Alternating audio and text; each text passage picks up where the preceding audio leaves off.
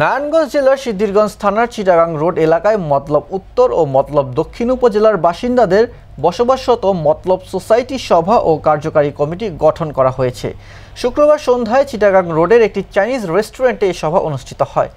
সভায় উপস্থিত সকলের মতামতের প্রেক্ষিতে একে হারুনুর রশিদকে সভাপতি ও আলী আজম খানকে সাধারণ সম্পাদক করে কমিটি ঘোষণা করা হয়।